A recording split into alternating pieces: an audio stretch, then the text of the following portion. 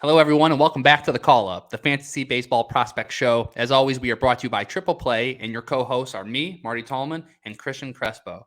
Today, we are breaking down the top 10 Texas Rangers prospects.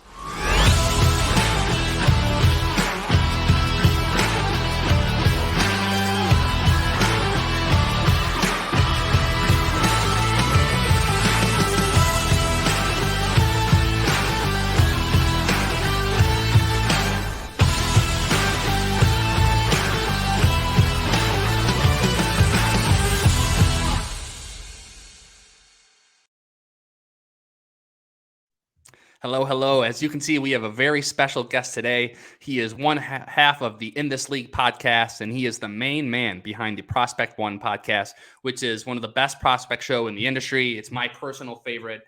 Chris Welsh, a.k.a. The Welsh. Welcome to the show.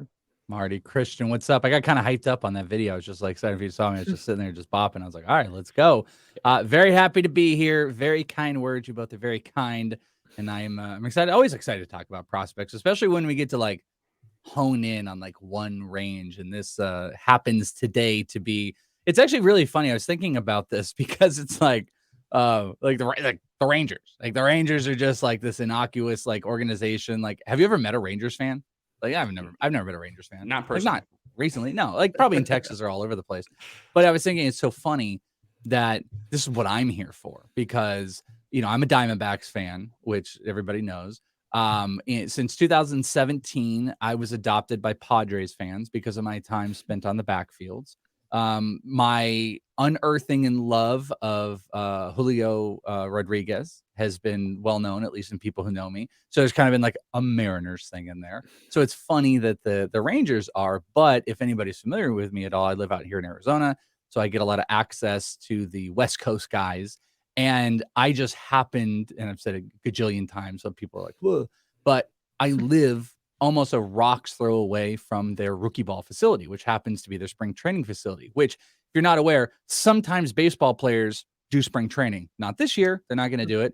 But sometimes there's players there. All of the organization's prospects hone in down on the complex for minor league spring training, whether they're rehabbing. And I'm so close that in 2021, which was just a wacko year of trying to return from COVID stuff and still things were closed down, the Rangers actually happened to be the most accessible of any single team in Arizona rookie ball, where they actually promoted for people to come out and watch their games. They had games in stadium. They had their backfields. All were open. And probably the reason that I'm here, not just that I talk prospects, is I didn't spend more time with a single other organization in 2021 than I did with the Texas Rangers because of how close it is and how accessible they were. And I feel like I saw everybody within, whether they were rehabbing or playing at complex level or even in Instruct. So hi, took over your show right at the top, but hi, Marty and Cristian. Thank you for having me. I was just thinking about why am I here for the Rangers, and that's why, and it makes some sense, friends. Yep, and you are absolutely the perfect guest to have. And I want to ask you to begin with, just overall, what is your feeling on the Texas Rangers farm system?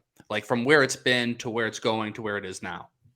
I definitely think they've built up a lot more lower depth. I mean, I guess, you know, from top to bottom, it's actually built pretty decent from where they have in the past, where they do have a lot of like coming close to, they've got some lower level stuff. It really feels like they're trying to rebuild internationally, and those are all the lower guys. You know, some of the higher guys have not necessarily hit. The thing I worry about, which is going to be something to watch with them, because I actually have vivid memory. I want to say 2000. I guess it's not that vivid. I'm trying to think about it, but 2017, that I would go on the backfields, and I remember seeing. I really was honed in on Leody Taveras. Really loved Leody Taveras, and going back and seeing like Bubba Thompson in his rookie year, and someone we're not going to talk about today, but Chris Cease is a monster with the Texas Rangers, and big physical shortstop. I liked him more than Bubba Thompson. He has just been demolished by injuries. And one of the things, though, that stands out to me is there seems to be this gap with this organization in between. So it's like rookie ball. They can get these guys to develop. They can find the right talent. And there are some players that are tracking just outside that can just, you know, they're almost close ready, specifically one of the first guys we're going to talk about here. But there seems to be a developmental issue like in the middle, like that from high A to double A, where you're getting a lot of regression, and these guys just aren't necessarily popping. Leote didn't pop, and you've got some guy like Bubba Thompson that kind of fell back down. But they've made a lot of trades. They've brought in a lot of guys from outside the organization. They've made trades with the Yankees. They've kind of jumped in internationally. That, at the end of the day, I think they've got tons and tons of depth. I don't know how much I would classify as elite at this point, because even the guy like Justin Foscue, who was one of the very first guys I saw in 2021 after like the lockout, happened and you get to see players again.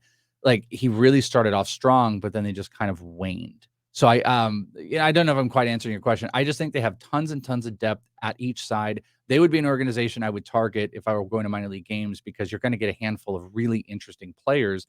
But as far as the balance between major league players and that next level, that I'm not sure. I'm not sure if they as an organization yet have perfected pushing players to that next level, but they've got so many opportunities with the guys from rookie ball up to AAA right now. Okay. What about you, Christian? How do you feel about it? Kind of the same way.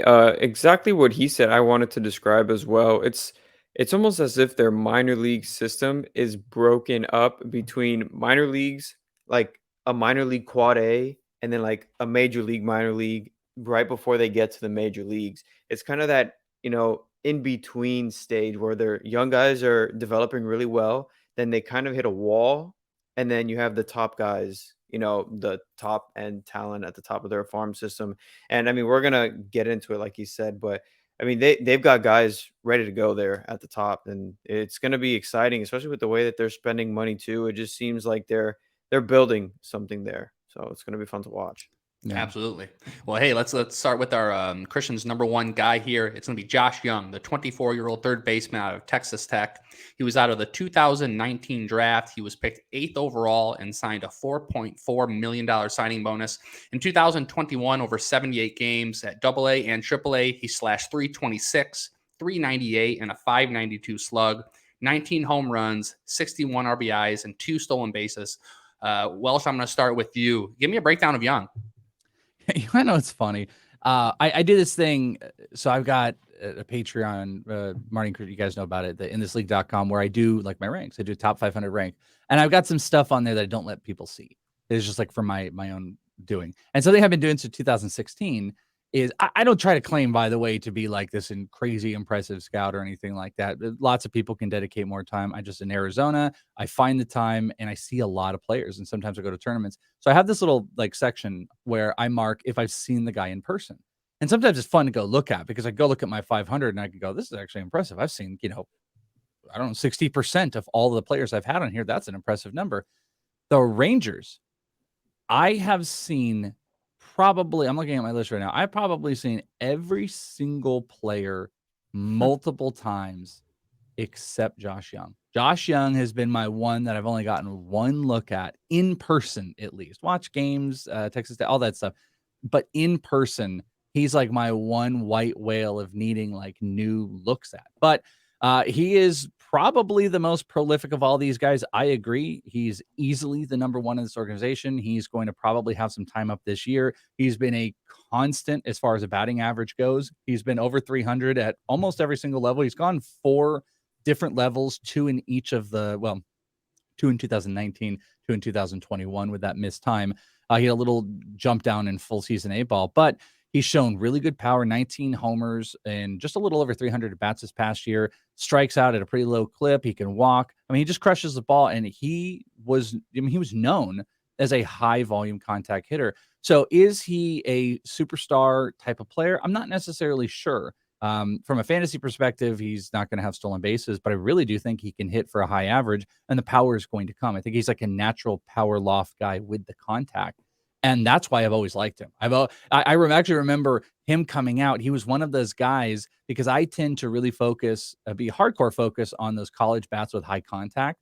And he was one of those guys that I was like, why do I like him so much more than anybody else? And then he just really started to pop, and the power started to come. And that's sometimes something I try to give a benefit of the doubt with specific prospects, is if they show a high propensity for contact, we all know like power is like the last to develop, that if they're in the right organization, they can move through. And Texas, again, like Texas development is whack to me. I'm not 100% sure because I think there is an element that they really, I mean, they take care of their players. There's a hotel, or not a hotel, but it's like an apartment complex facility that they created and they put next door to their facility so they can take There we care of their go. players. Take Yeah, notes, MLB teams. It's exactly. possible. Yeah, and I've talked about this, like, from, how everyone's like, oh, minor leagues, no one cares about anything. The Rangers about 2 years ago made this facility. The players can walk across the street to their hotel or to their rooms. They're given like full on, like, apartment complex, and they can walk back over. They've got constant care from the facility. They're working on hit. So I'm saying it's a relatively smart organization that looks like they can do well with hitters, but there is a stunted development. So, you know, if he can take the next step, I think Josh Jung is like a Rafael Devers type, to be honest with you. If you're talking at the very high end, like a high contact guy with reaching into that 30 home run power and hitting in the middle of the order. And this could be a situation 2 or 3 years down the line where you might have Marcus Semien and Corey Seager hitting, he's hitting between them. Like that's the type of guy that is very smart, contact oriented player with power. So I really, really like him. There's just something about the Rangers organization that just kind of like wonks me a little bit, but he should get some serious time this year. I am quite the fan of Josh Jung, maybe not as much as James Anderson, but he's right on that cusp of like a top 10 overall prospect. And from a dynasty perspective, you have to value him at top 10 just because of proximity. Yeah, and I see that over the year, he's pretty much skyrocketed up your ranks. He's moved up 23 spots since last year. So he's obviously, comes with a great 2021. Cristian, how do you feel about him? He's your number one guy. Yeah. So the only, I guess, downfall of him is he does have the raw power, but he just hasn't been able to translate it over into games as much as people thought he'd be able to. Um, the one thing with him though is he is able to hit the ball hard to the opposite field as well, really utilize the gaps. Which will, he's going to be playing in Globe Life Park, so it's not really a hitter's park, but he can still utilize the gaps and he'll still be able to hit the doubles. And the power will come. His hit tool is developed and it's continued to develop at each level. Even at coming off of the injury, he just it's like he didn't miss any time at all. Plus losing the season to COVID. So he's just continued to develop at every level he's been at. And is Isaiah Kiner-Falefa really going to be blocking him at the major league level for not at all? For that That's long what I'm at say. third base? The Rangers are longing for a third baseman. Yeah. And apparently IKF was on the trade block before the lockout happened, so it's possible they still move him after there, which would make him instantly just fit right in. And he'd be a great super utility guy, though. I'd love to see him. He doesn't want it. Like I love Kiner-Falefa for just personal reasons. Like we had this whole thing with Spore. Just catcher eligible on Yahoo. Yeah, well, and that was our big thing we had before the season where me and Spore went at it. But then somebody over there, I don't know if it was Spore or not, wrote an article about him, Kiner-Falefa with WAR, and like Falefa, like he checks receipts. He's out there checking receipts and stuff like that and talking about WAR. I have like a thing. I really do like him, but he'd be a better utility guy. But also, don't throw out the possibility Josh Jung could also just go play first. They can move these guys around. There's a DH spot. Obviously, I think Willie Calhoun would be kind of the prime guy that they want to keep there. And then obviously, then you would ask the question, where does Nate Lowe go? But just don't discount that there's a couple different spots. His bat is mature, and I agree that the power can be a little bit in question, like especially in that like 2019, he only registered 2 homers when he was kind of checking in. It reminded me of actually like a Brandon Marsh early on, but he had 19 homers in like just under or just over 300 at bats in this last year. So, if you wanted to play the pretend game of translating that over to the majors and you're getting 600 at bats, you're looking at a mid 30s homer guy. I think over 25 to 30 seems like a really solid mark with good batting average. And if you want to play Mr. Optimist, he's a 30 home run hitter. And I think it's within the realm of possibility that he came off of injury. And also, like, I get very hyper focused on this, but he had this like fine debut in 2019, and then he was put at alt site. He played in an alt site situation, and then he came back from alt site to a missed minor league season year to go to AA and AAA, nail both of those with an injury issue, hitting over 300 at both of those levels and upping his power exponentially. 2 homers in that debut, 2 homers in, just under 200 at bats and getting up to 19. Like those are the type of markers that are like, wow, I don't need to make an excuse for this guy because of a COVID season. Like, he is checking all the markers, but the transition from AAA to the majors, as Craig Counsell has said, and I've cited many times, seems to be bigger than ever. And the Rangers really getting those guys to click seem to be kind of a bigger issue more than ever before. Anderson Tejada, Sherten Apostle, Leody Taveras, like all of them seem to have some type of hole. But the interesting thing about all of those guys is none of them represent the contact ability. I think the contact that we would put on a guy like Josh Jung. Yeah, and with him being the number one bat, I mean, it's for the Rangers fans, it's something to be excited for. This year is going to be huge for them, with the Semien ad, getting Seager and everything like that. So Josh Jung, the number one bat. Let's hop over to the number one pitcher. So Jack Leiter, 21-year-old right-handed pitcher out of Vanderbilt. He was second overall in the 2021 draft. He signed a $7.92 million signing bonus. I'm going to start here with you, Cristian. Break down your number one pitcher for me.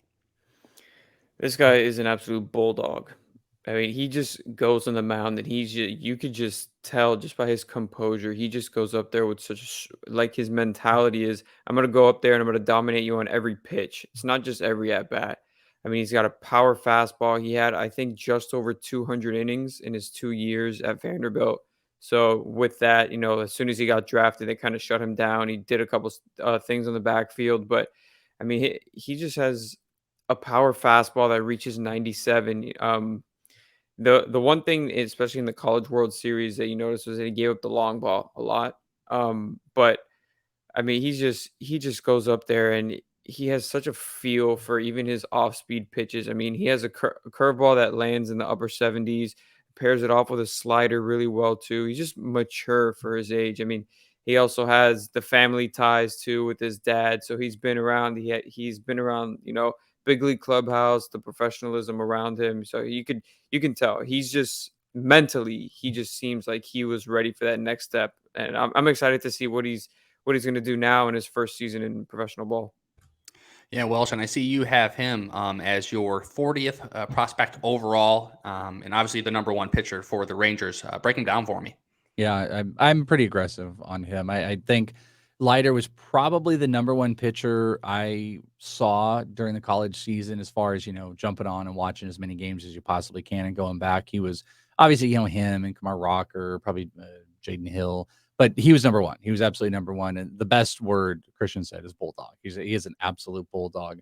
The fastball is explosive. Obviously, he does have to be able to pinpoint it.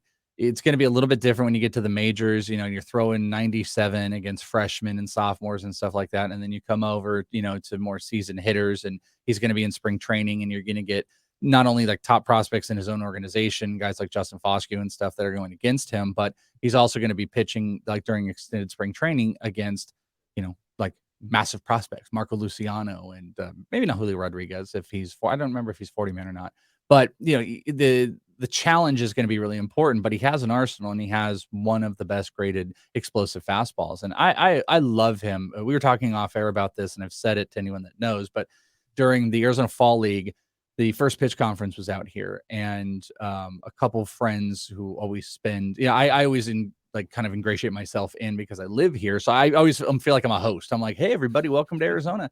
And during a Fall League game, Eno Saris, Chris Blessing, and then Eric Cross and Chris Clegg from Toolshed and Fantrax, we were all together watching a game in Surprise.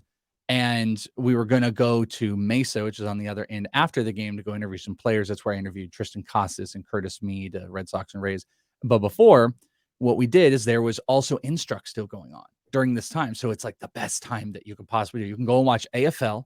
You can watch the dudes play the games, and then you go in the backfield. And then it was Rangers versus Royals. And then we're back there. And then Keith Law was back there with us. And we're all watching. We're watching like Frank Mazzucato pitch for the Royals and Ben Caderna. And I don't remember who the Rangers guys, might have been Cole Winn, to be honest with you. So all this is great. We're all sitting there. And then Chris Blessing comes over and he taps me. He's like, look at your phone. And I look down at my phone and he says, turn around. Jack Leiter is behind you. And I turn around and Leiter is not right behind me, but he's in this field that's like, 20 feet behind, and he was throwing, and I just missed him throwing. And then he sits there and talks with some coaches a little bit. And then he says, look right here.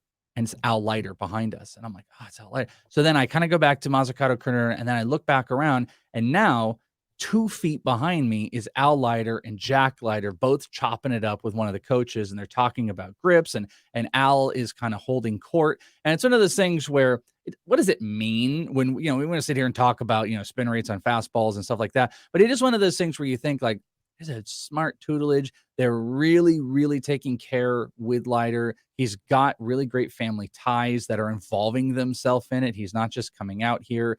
He didn't spend a lot of time with the organization. He came out for a mini camp for about 3 days during the complex level. And then he went and he trained at Vanderbilt, just hanging out back there. And then he came back for a little bit for instructs just to do some throwing on the side. And then some video was posted just like 2 days ago by the Rangers that he is here right now and he is throwing. And let me tell you this, Monday, theoretically, is when these camps and workouts start. If those backfields are open, your boy right here will be back there, and I will be back with the Rangers, probably the first place. And I will be pinpointing and honing in on Leiter because I want to see what else has developed. We know the fastball is elite. The biggest question with him is how consistent can he be with 1 to 2 other pitches? Can you be a 2-pitch guy? Patrick Corbin did it for 1 year. Chris Paddock did it kind of successfully for a little bit, but then it's that implementation of the third that really gets guys. We need to see if they are consciously making sure and maybe hyper-focused in spring training for minor league spring training on let the fastball set some stuff up and then go to those other pitches. Those are things I really want to see. And I think those are going to be key to his success. But this is an advanced college pitcher with an advanced plus pitch with great ties and bloodlines that I love. I think Christian and I are probably going to be the big high guys on Leiter, and I'm a big thumbs up on him. Yeah, and I love Leiter. I mean, I don't know about you, but even when he was in Vanderbilt, just when I saw him pitch, I saw Sonny Gray. Yeah. Oh, that's a great comp to it as well. I think it's like a similar mentality. I mean, when I watch those games, like you gotta love Kumar Rocker. Kumar Rocker, just big body dude, just barreling sliders in on guys and stuff like that. But when Leiter was off, he was rough to watch. He could be rough to watch, and that's a consistency that you have to. But the same thing happened with Kumar.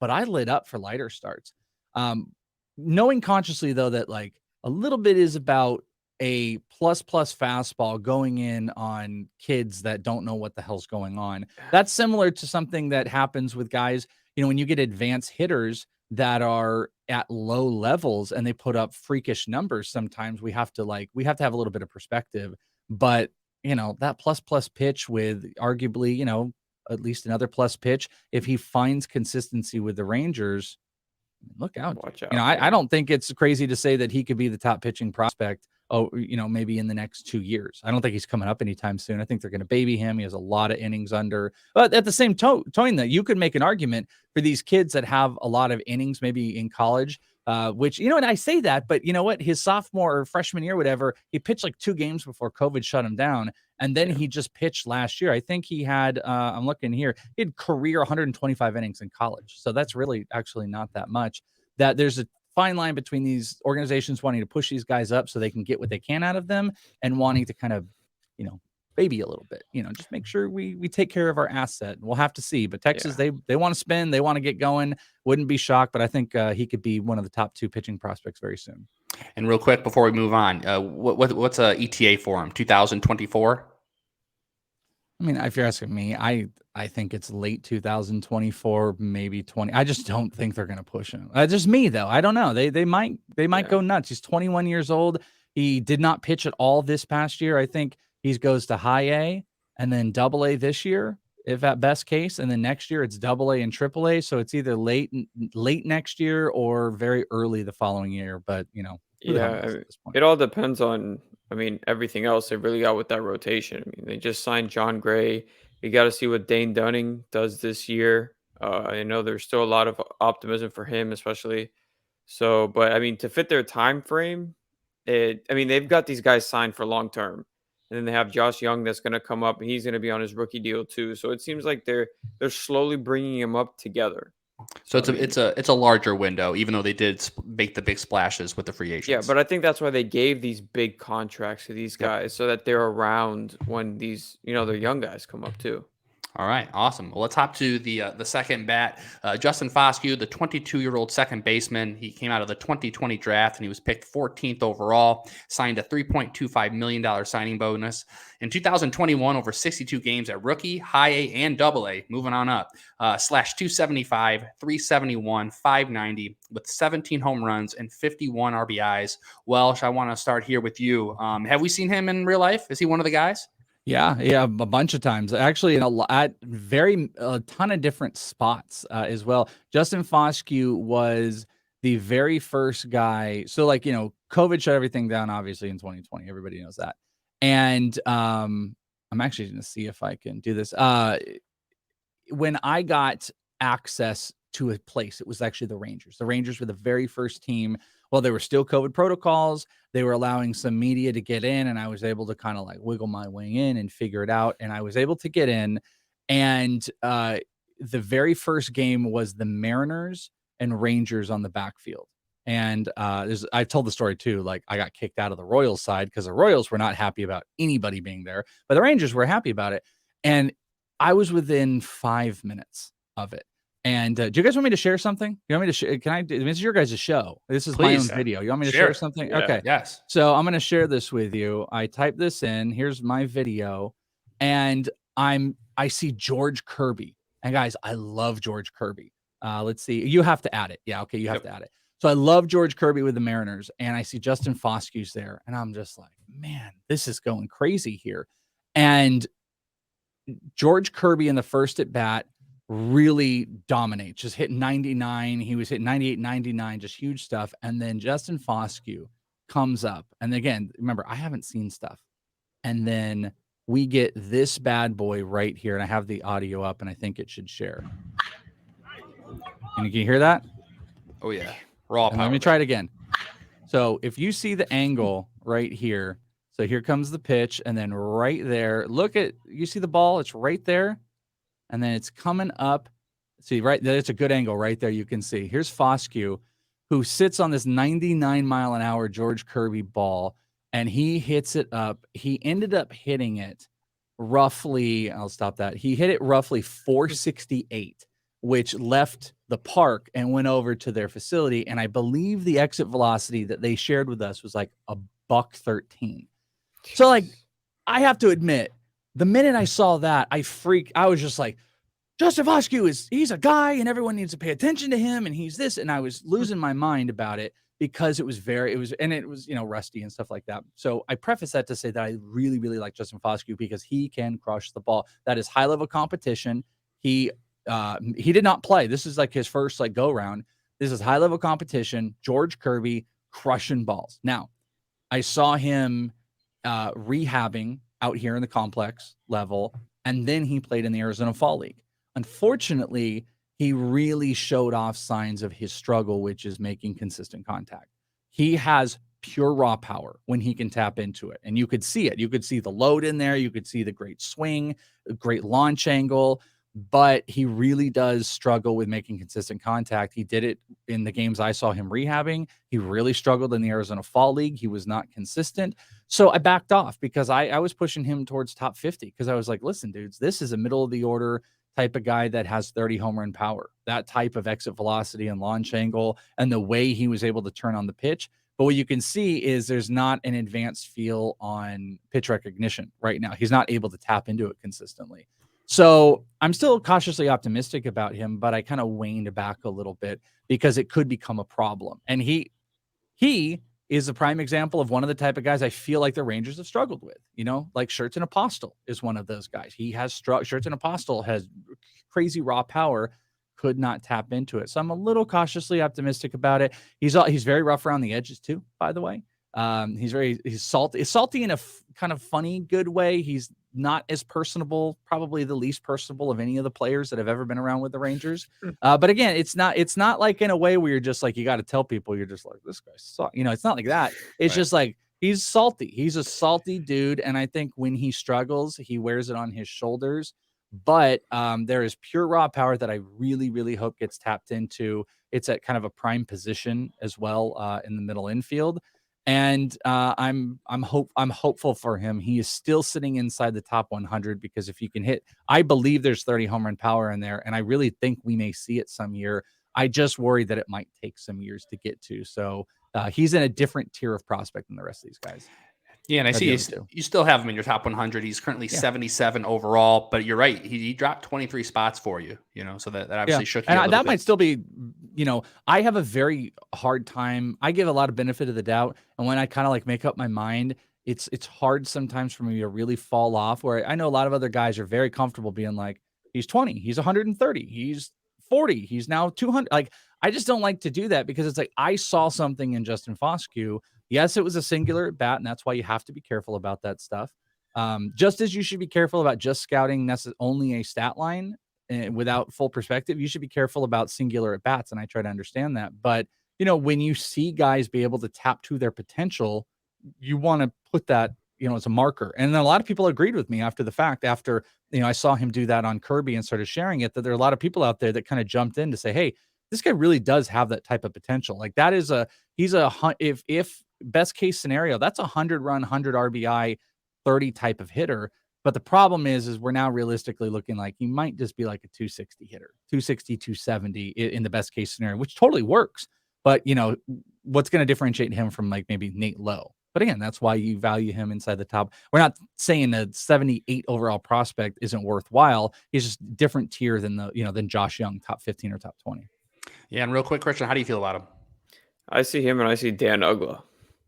Same body type. Yeah, he kind of looks like Dan same Ugla, body type. I mean, same aggressive approach. I mean, he does have above average like game power, and you saw it in that swing right there. The way he's able to get his hands even up to an elevated fastball like that from an elite, pitching prospect, he can turn on it. It's just the consistency, and that's going to be the biggest thing with him going forward.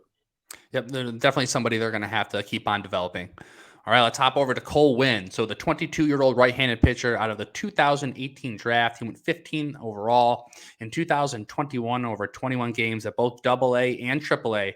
He pitched 86 innings to a 2.41 ERA, 0.86 whip, 107 Ks, and just 31 walks.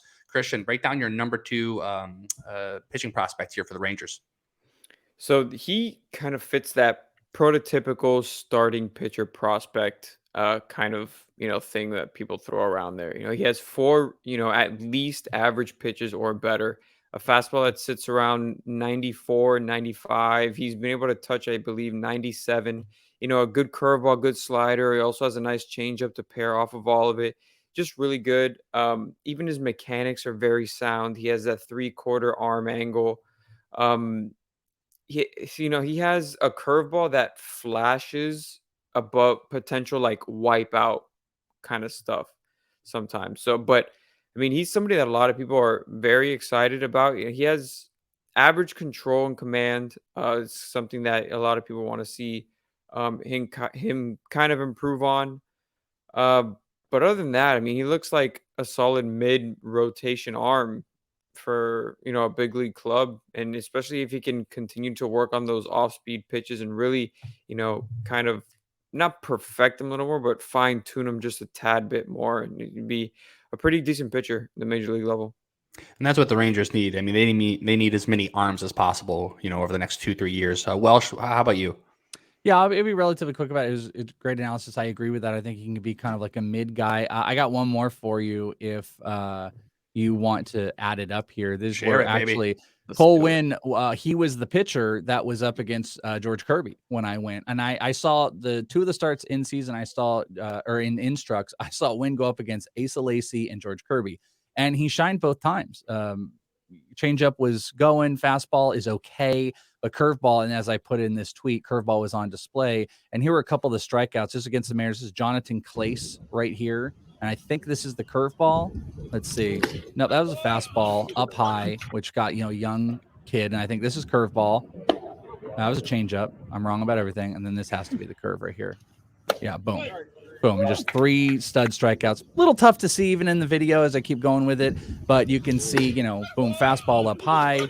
He was okay with command. He definitely could get hit hard on some instances. And when he lost those down pitches, those breakers, it would just kind of fall apart a little bit. I like Cole Winn. I think he's a solid major league pitcher. He's got 3 pitches. I'm not sure if any of them are actually plus or anything like that, but they're solid. And he's gone up against relatively good competition. And I think he's just one of those good bet guys. Again, I think there's something to be said about how the Rangers are going to end up developing a lot of their pitchers.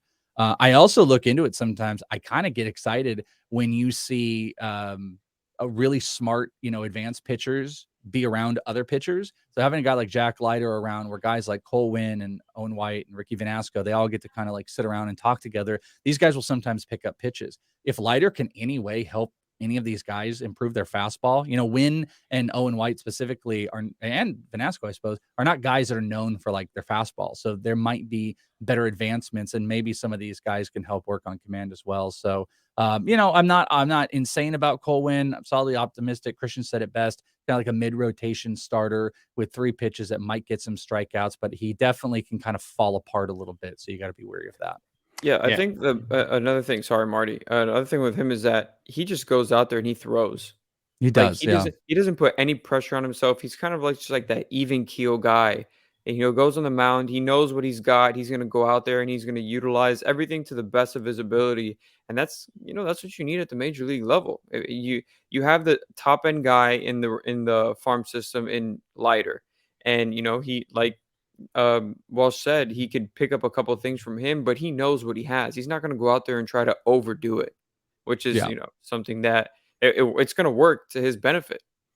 Yeah, the whole organization just they it's tough to say because they have solid. Actually, it reminds me of how the Diamondbacks are. The Diamondbacks have these like really solid pitchers that get kind of overlooked, and guys like Ryan Nelson, Brandon Pfaadt, you have Blake Walston. Like, are these guys elite aces? Are these going to be the next Jack Leiters, or going to be Grayson Rodriguez? No, I don't think so. But these are like solid rotational guys that I don't think you have to break them apart and they have to go to the bullpen like. I think we'll talk about Owen White. He does business. Cole Winn probably has a better arsenal than maybe even like a collection of Vanasco and Owen White that he can get it done, keep the ball inside the park. It's like a lot of these guys, it's consistency and missed time with them. But they have a lot of belief in him, and he's a good bet. I can, if I was a Rangers fan, I would absolutely be digging this podcast. You guys are breaking this down so incredibly well. All right, let's move on to Ezequiel Duran, the 22-year-old shortstop, second baseman out of the Dominican Republic. He's one of the 6 prospects that were sent over in the Joey Gallo trade last year. Signed in 2017 as an international signee with the Yanks. Over 2021, in 2021, over 105 games at high A, he slashed 267, 342, 486. 19 home runs, 79 RBIs, and 19 stolen bases. Welsh, how do we feel about Duran? I got to see Duran. Duran was also out here for the Arizona Fall League and got to be around him a couple times. Good dude, good teammate to a lot of guys. I'd mentioned this story about how like he wanted to do his first English interview. He could speak fine English, but sometimes it's uncomfortable for guys when they're not ready for it. And I was like joking with the Arizona Fall League guy. I'm like, I'll do it. I kind of want to be the guy to do it.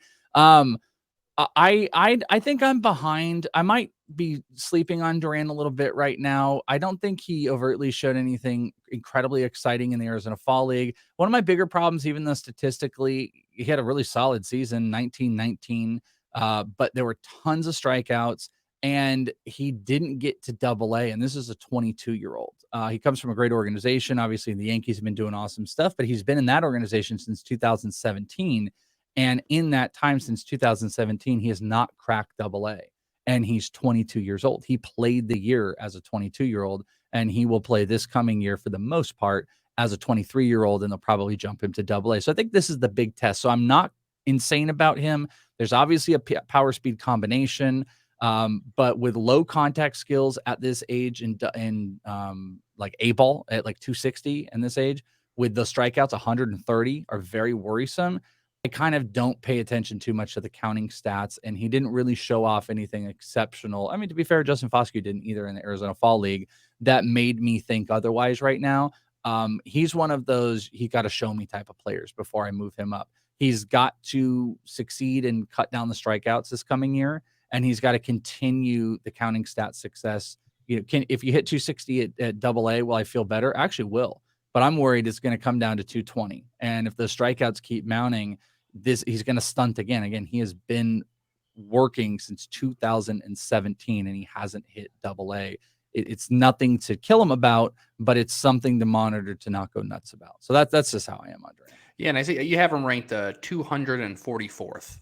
But with that said, though, he's moved up 44 positions for you for the last year. So maybe you can just keep piling on that. Cristian, how about you? He is raw still. And I think one big thing to attribute to the fact that he wasn't able to kind of reach the higher levels, especially with the Yankees organization, is just as much middle infield depth as they had. And the way everybody around him was kind of developing so quickly. And, especially the Anthony Volpes and those guys that just really just shot up and, they put a lot of focus on them. And so, Duran kind of got buried under those guys. But I mean, he's still able to produce and he kind of has that 2020 potential. I mean, he had 1919, so you can kind of say he has 2020 potential. He is raw and he does strike out a lot, but you can kind of tell that, the ability is there. As long as he's able to, like we've been saying, cut down the strikeouts a little bit, just make a little more contact on the ball, kind of use his speed and, try to get on base that way. I think he could be a pretty decent, at least utility player at the big league level, especially with what the tools that he has. I mean, he's not bad defensively either. And with the power skills that he's been able to show, I mean, just got to continue to translate it over to the next level. Awesome. And now to my favorite part of the show. I'm going to go to 6 through 10. You guys pick one or two of these guys you want to talk about. 6 is Dustin Harris. Number 7, Owen White. Number 8, Maximo Acosta. Number 9, Luis Angel Acuna. And number 10, Josh Smith. Welsh, I want to start with you. Which guy stands out the most there? Oh, I mean, there's a couple things. We have to talk about Dustin Harris, but let me talk about Luis Angel Acuna. So if Cristian doesn't pick Dustin Harris, we have to come back because I think you just kind of have to talk about him in general because there's an excitement there. Luis Angel Acuna is super interesting to me. So there was a hype because obviously his brother is Ronald Acuna, and there was a hype that got excited, and then there was an Luis Angel Acuna movement that happened. I found it really interesting. A lot of people, he's overhyped. He's so small. He's not going to do this. He's not going to do that. And then everyone really, really took him down. When that first game, during the instructs, this is during I think it was instructs or minor league spring training or whatever the hell it was in March. When I went back there, I was looking at low A, and one of the first, side games I saw obviously, if I see Luis Angel Acuna, I wanted to go focus on him. I go over there, and something that just stood out to me a little bit was the team put him as the number 3 hitter. So the reason it stood out to me is because so many people were like, listen, Luis Angel Acuna is not going to be anything. There's no power. There's no real hitting potential. He's super overrated. And then I was thinking they got Antonio Caballo, who they traded from the Yankees. A couple other guys, Rosie Gallin. I'm trying to remember who else was over on that side. I don't think Dustin Harris was there, but guys like Trevor Hover, Chris Cease, all these guys are over there. And Luis Angel Acuna was given the 3 spot on that team, which is obviously a predominant hitting place. He's got swagger. He's got, glasses and chains, and he's got the Acuna swing. But I thought he had an actually decent approach. He's got the big kind of leg kick with the big, huge bat speed. He has the exact same bat speed as his brother. He's one of those gimme guys. I sometimes find these guys where I was like, if I just take a good picture of Acuna and put it on Instagram, I'm going to get love from him instantly. Minute I did one, he's retweeting one of them on his reels and stuff like that. He's just a flashy dude. But it's not just flash. The bat speed translated. He had 12 homers, 44 stolen bases this past year. And mind you, he also jumped rookie ball. So he went from the Dominican Summer League in 2019. And then obviously you have the COVID year, but that would still be a good marker. Guys like Antonio Caballo, were over in that and playing rookie ball the entire year. And they skipped him straight to A ball. And this kid who didn't play any rookie ball and had that COVID year came in. Yes, he was a little strikeout heavy, decently, but he still hit 266 with 12 homers and 44 stolen bases. That's a significant number to look at. The Rangers like to steal bases. Maximo, I probably should talk about Maximo as well. Maximo, aggressive on the base paths. Acuna, aggressive on the base paths. He showed early power for what is a very small size, but it's an aggressive swing that I think it turned. And I haven't heard a lot of Luis Angel Acuna negative stuff here. And if we're talking fantasy right now, like I think he is exponentially more interesting and a guy I want over Ezequiel Duran because I think he's younger. I think there's improvement time. The bat speed's there. Maybe worst case, what if he is only a 260, 270? What if he's a 250 hitter and he only has 10 homer power, but he is stealing 35 bases? I mean, he has an impact stolen base guy that I think with that bat speed, as long as it goes in the right direction, is going to hit for power. That he's just a good gamble. Not everybody's super excited about him. People are over the whole, Acuna name type of thing, but I think he might be kind of a dude. And at least the Rangers, at least how I took it, the Rangers were treating him in the same respect. They didn't throw him as the number 8 hitter, in those instructs lineups. They threw him right in as the number 3 hitter, and he was going, and that stood out to me. They put some respect on his name. I absolutely love it. That's right. Cristian, how about you? Who's your guy? So I actually was going to talk about Dustin Harris, but I also wanted to bring up Maximo Acosta because I know the Welsh is really big on him. But just to touch on Acuna, it goes back to what we were talking about earlier in the show, that the Rangers are really making it a point to invest in international as well. And that's something that you're really able to see across all baseball. A lot of teams are making more of an investment when it comes to international side, and it's for good reason. I mean, you look at major league level now, and a lot of the top guys are those international players that develop through the systems. So that's great, and I like the way that that's continuing to go. But Dustin Harris, I mean, the season that he just had was incredible. I mean, he has such a great feel for the bat and in the zone as well. Like, he doesn't chase. He's very just consistent at the plate. At the beginning, he had kind of trouble, getting a little loft to his ball, to pitches, and he was having troubles hitting the ball out. But he was able to make those adjustments, and you really just saw it this past season. And he even has like deceptive speed as well. I mean, he's just a really good all-around baseball player. And I mean, they got him in the trade with Oakland, I believe, for Mike Minor. So that was a great trade for them. Yeah, they got Marcus Smith and Dustin Harris. Yeah, but I'm looking at his stats. So across 2 different levels, so he played in A ball and high A. In 110 games, he batted .327 with a .401 on base, with 20 home runs and 25 stolen bases, and only 73 strikeouts in those 404 at-bats. I mean, that's tremendous play discipline. I mean, he goes up there with a plan, and especially from being able to do it from the left side too. I mean, you don't really see that, just an all-around bat like that often at such a low level. So he's somebody that's developed very well, and is definitely going to be interesting to see. One of those guys that looks like he might break that mid-level quad A minor league curse that the Rangers have going on right now. I hope he does. My only thing, I mean, if you heard me talk, you probably would know where I would go with this. I just want to see it against higher competition. This is another one of those guys who, he turned 22 years old mid through last year, and he has not hit over A ball. Now, it's only been across 2 seasons.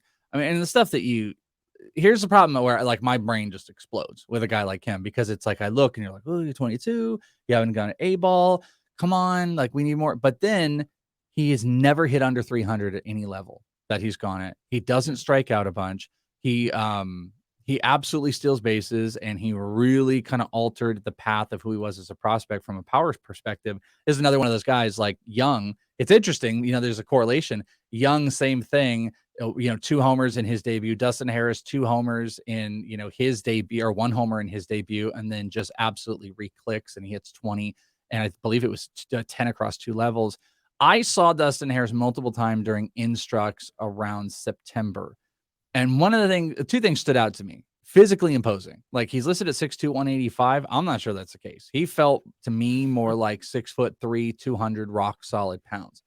The problem I also had, though, in about 3 different looks in games, is he was not impressive. He did not make good decisions. He was kind of backed. He's got like a shorter swing path, which is, good for making contact, and he barrels the ball up.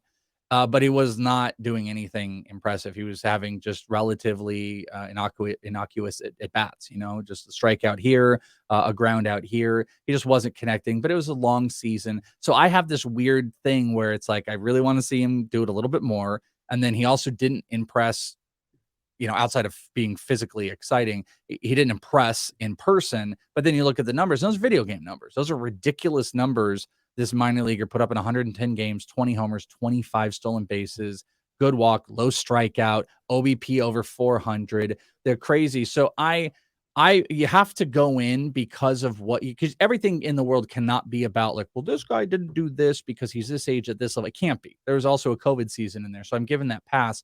I think I'm not as high as some of the other people on him, especially after some of the looks, but I'm cautious to know that like maybe it's just a short amount of looks, that if he starts going again on this, I think it's going to be one of those things where Dustin Harris is a top 15 prospect. I think it could be similar to Volpe. Like if he does it again and he clicks on this again, it's something to watch out for. One other note is he's been kind of a first baseman.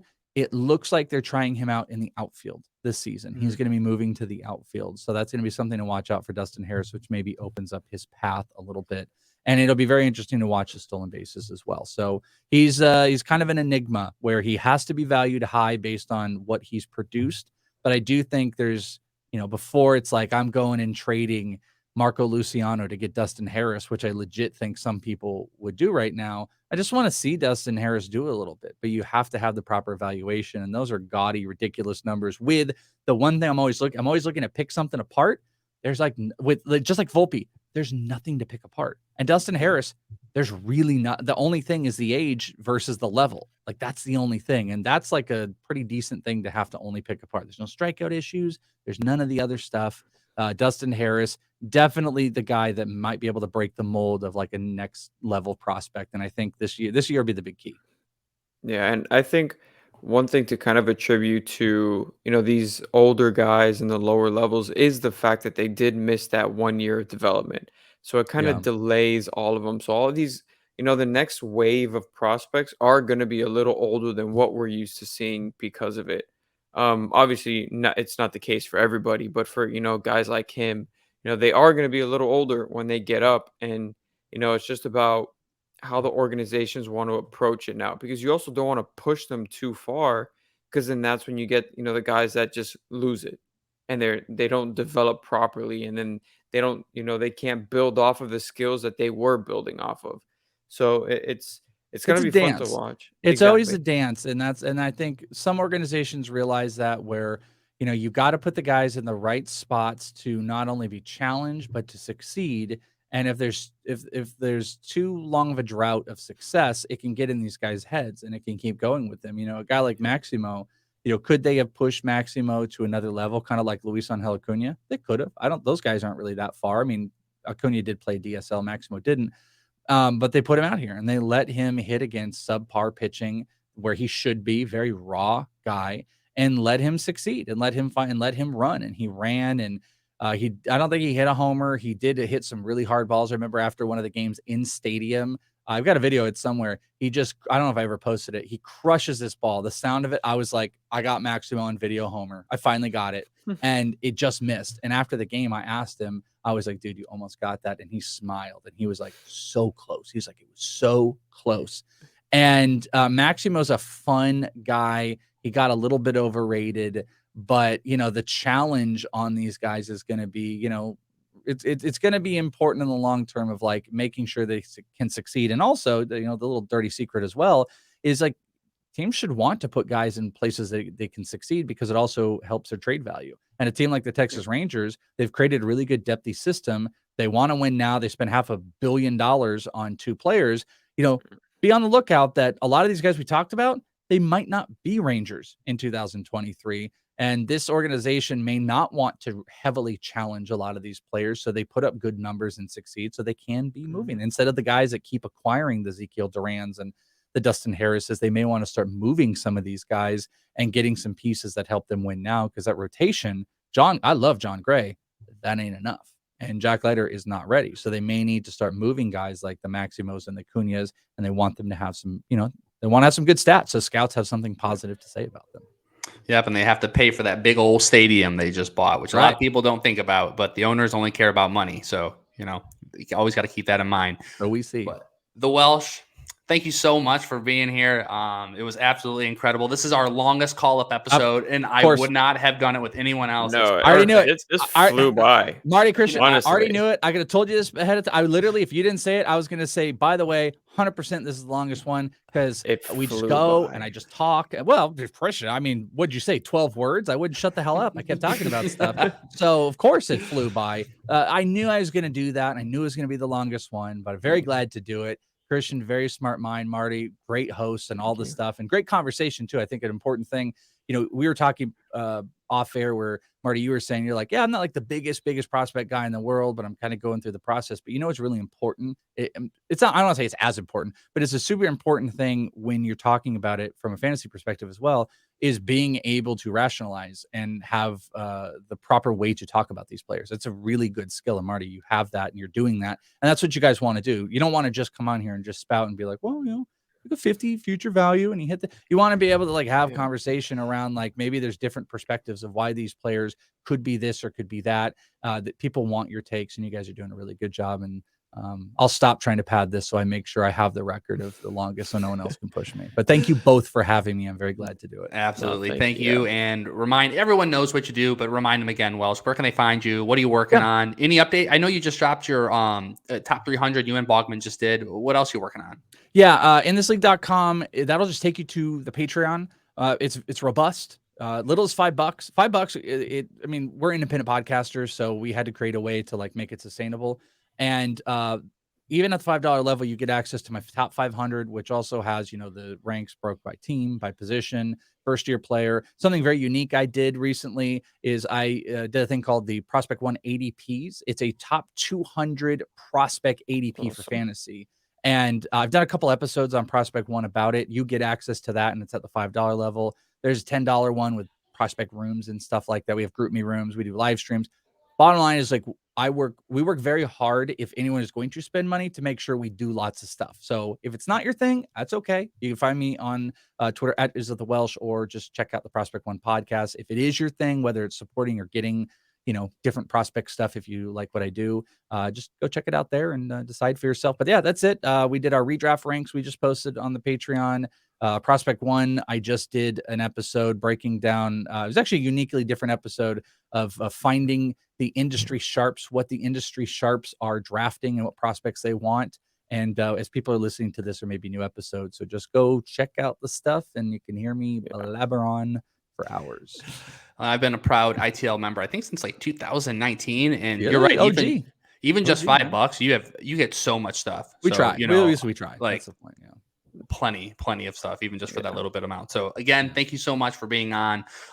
We'd love to have you on at any time. So, we may be sliding into your DMs here more often than not to say what's up. But thanks again, and we'll see you guys next time. Bye, guys.